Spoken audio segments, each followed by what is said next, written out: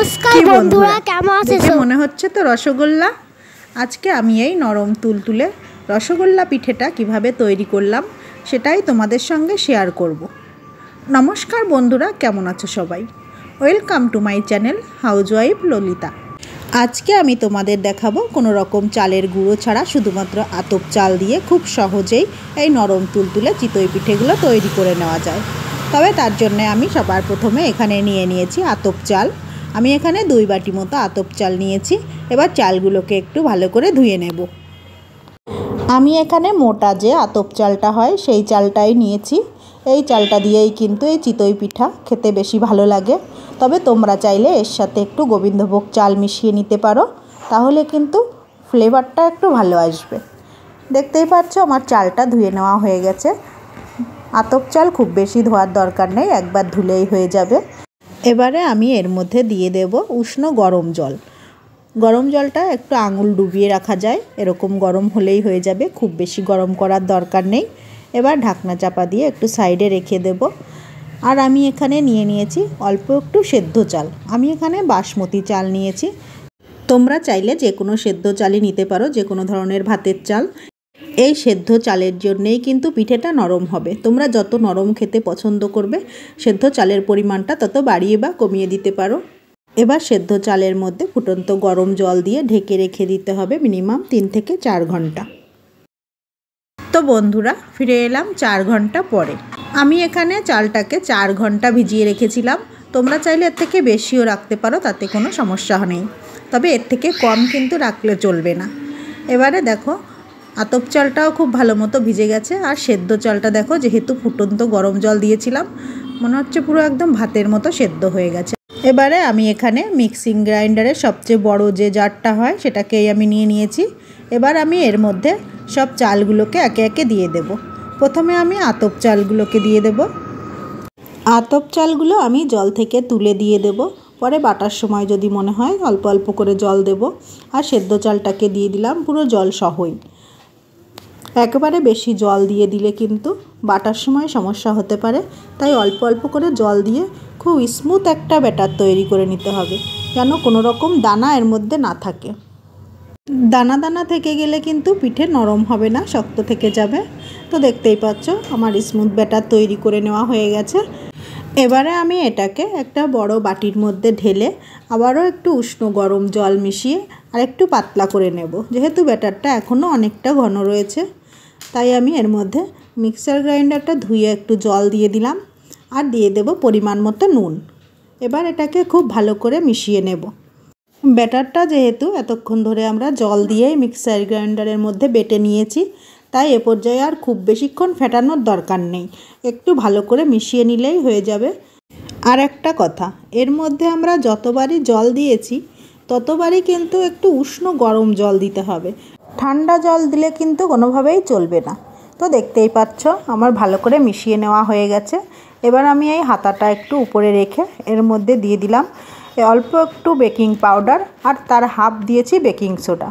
এবার আমি আবার উষ্ণ গরম জল দিয়ে জলের সাথে একটু ভালো করে মিশিয়ে নিয়ে তারপরে আমি পুরো ব্যাটারের সঙ্গে মিক্স করে দেব। একেবারে পুরো ব্যাটারের মধ্যে এই পাউডারটা দিয়ে দিলে কিন্তু ভালো করে মিশবে না, তাহলে কিন্তু পিঠেটা ভালো হবে না। এবারে খুব ভালো করে একটু মিশিয়ে নেব। দেখতেই পাচ্ছ খুব ভালো করে মিশিয়ে নিলেই কিন্তু গোলাটা তৈরি হয়ে যাবে। তো দেখতেই পাচ্ছ ব্যাটারটা কেমন হয়েছে, খুব বেশি ঘনও না আবার খুব বেশি পাতলাও না। এই যে একটা আঙুল ডুবিয়ে রাখলে আঙুলের উপর একটা পাল্লা লেগে থাকবে, এই পর্যায়ে কিন্তু ব্যাটারটা তৈরি হয়ে যাবে। তো বন্ধুরা, দুধ চিতই করতে হলে কিন্তু আগে দুধটা রেডি করে রেখে তারপরে পিঠেগুলো ভাজতে হবে। তার জন্য আমি এখানে প্রায় 1 লিটার মতো গরুর দুধ নিয়েছি। আর এর মধ্যে দিয়ে দিয়েছি 2 চামচ মতো গুঁড়ো দুধ। গুঁড়ো দুধটা না দিয়ে তোমরা দুধটা একটু বেশিক্ষণ ধরে জাল করে নিলেও হবে। এবারে আমি দুধের মধ্যে দিয়ে দেব পরিমাণ মতো গুড়। গুড়ের পরিবর্তে তোমরা চিনিও ব্যবহার করতে পারো। তবে শীতকালের পিঠে পায়েস কিন্তু শীতকালে নলে নতুন খেজুর গুড় দিয়েই বেশি ভালো লাগে চিনির থেকে। তাই আমি আজকে গুড় দিয়েই পিঠেগুলোকে ভেজাবো। তার জন্য পরিমাণ মতো গুড় দিয়ে দিয়েছি। তোমরা যে যেরকম মিষ্টি খেতে পছন্দ করবে সেই অনুযায়ী গুড় দিয়ে দেবে। দেখতে পাচ্ছ আমার দুধটাও উতলে গেছে। এবারে আমি এর মধ্যে দিয়ে দেব একটু তেজপাতা। এটা সম্পূর্ণ অপশনাল, তোমরা চাইলে নাও দিতে পারো। আমার তেজপাতার গন্ধটা একটু ভালো লাগে, তার জন্য দিয়ে দিলাম। এবারে দুধটাকে সাইডে সরিয়ে রেখে আমি গ্যাসের উপর বসিয়ে দিয়েছি শাঁসটাকে 2 মিনিট ধরে খুব ভালো করে গরম করে তারপরে গ্যাসের ফ্লেমটা লো টু মিডিয়ামে রেখে তারপরে পিঠেগুলো কিন্তু দিতে হবে। দেখতে পাচ্ছ আমি পুরো ভর্তি করে একেবারে পিঠেগুলো দিয়ে দিয়েছি। এবার ঢাকনা বন্ধ করে ওয়েট করতে হবে 2 মিনিট। 2 মিনিটেই কিন্তু পিঠেগুলো তৈরি হয়ে যাবে, তার বেশি রাখলে কিন্তু তলাটা পুড়ে যেতে পারে। এই দেখো বন্ধুরা কত সুন্দর পিঠেগুলো ফুলেছে। আমি যেইভাবে আজকে পিঠেগুলো তৈরি করেছি সেম রেসিপি ফলো করে যদি তোমরাও পিঠে তৈরি করো তাহলে এরকম ননস্টিকের শাঁস কেন, লোহার কড়াই কিংবা রেগুলার যে রান্নার কড়াই যে কোনো কিছুতেই কিন্তু তোমরা পিঠেগুলো তৈরি করতে পারবে, আর এরকম সুন্দর নরম আর ফুলকো ফুলকো তৈরি হবে। তো বন্ধুরা দেখতেই পাচ্ছ আমি পিঠেগুলো সরাসরি তুলে কিন্তু দুধের মধ্যেই দিয়ে দিয়েছি। গরম থাকলে পিঠেগুলো তাড়াতাড়ি নরম হয়ে যায়, ঠান্ডা হয়ে গেলে কিন্তু আর অতটা নরম হতে চায় না। পরের বার আবার ব্যাটারটা দেওয়ার আগে 1 মিনিট মতো শাঁসটাকে আর একটু ভালো করে গরম করে তারপরে কিন্তু আবার ব্যাটারটা দিতে হবে। তো বন্ধুরা আজকে আমার এই চিতই পিঠার রেসিপিটা কেমন লাগলো সেটা লাইক আর কমেন্টের মাধ্যমে আমাকে জানাতে ভুলবে না। আর ভালো লাগলে চ্যানেলটা সাবস্ক্রাইব করে দিয়ে ভিডিওটা শেয়ার করে দেওয়ার অনুরোধ রইল। আর পাশে থাকা বেল বাটনটা ক্লিক করে দেবে যাতে আমার পোস্ট করা ভিডিওগুলো সবার আগে তোমাদের কাছে পৌঁছে যায় আর তোমরা দেখে নিতে পারো। তো বন্ধুরা দেখতে পাচ্ছ আজকে পিঠেগুলো কত সুন্দর তৈরি হয়েছে। আমি তোমাদের একটা ভেঙে দেখিয়ে দিচ্ছি পিঠের ভেতরটা কত সুন্দর জালিদার তৈরি হয়েছে। এই যে দেখো অসংখ্য জালি হয়েছে, আর পিঠের তলাটাও কিন্তু হয়েছে অসংখ্য ছিদ্র। পিঠের তলায় এরকম ছিদ্র হলে কিন্তু দুধ চিতইটা খুব ভালো নরম হয়। দেখতেই পাচ্ছ প্রতিটা পিঠেটা কত সুন্দর হয়েছে ছিদ্রযুক্ত। এইবার দেখো আমার সবগুলো পিঠে তৈরি করে নেওয়া হয়ে গেছে। আমি দুধের মধ্যে সব পিঠেগুলোই দিয়ে দিয়েছি। গ্যাসের ফ্লেমটা হাই করে দিয়ে পিঠেগুলোকে আমি আরেকবার দুধের সাথে ভালো করে জাল করে নেব যতক্ষণ না পর্যন্ত দুধটা পুরোপুরি ফুটে উঠছে। দুধটা পুরোপুরি ফুটে গেলে একটু ভালো করে নেড়েচেড়ে মিশিয়ে দিয়ে তারপরে ঢাকনা বন্ধ করে রেখে দিতে হবে প্রায় 2 ঘন্টা মতো।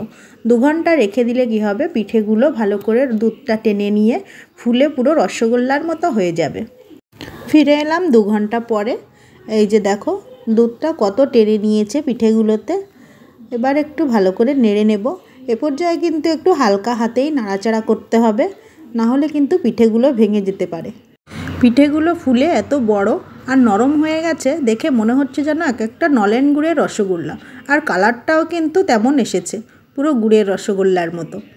তো বন্ধুরা দেখতেই পেলে কত সহজেই এই নরম তুলতুলে দুধ চিতই পিঠেগুলো খুব সহজেই বাড়িতে তৈরি করে নেওয়া যায়। অনেক সময় কিন্তু দেখা যায় চিতই পিঠে দুধে ভেজালে অনেকটা শক্ত হয়ে যায়, নরম হয় না। তবে আমি আজকে যেভাবে পিঠেগুলো তৈরি করেছি সেম রেসিপি ফলো করে তোমরা যদি এই পিঠেগুলো তৈরি করো তাহলে কিন্তু তোমাদের পিঠেগুলো এরকম নরম তুলতুলে তৈরি হবে। এবার গরম গরম সার্ভ করো দুধ চিতই পিঠা। আমি তোমাদের একটু কেটে দেখিয়ে দিচ্ছি এর মধ্যে দুধটা কেমন ঢুকেছে। এই যে দেখো একদম নরম তুলতুলে হয়ে গেছে, হাতে তুললেই যেন ভেঙে পড়ে যাচ্ছে। তো দেখতেই পাচ্ছ কতটা তুলতুলে হয়েছে।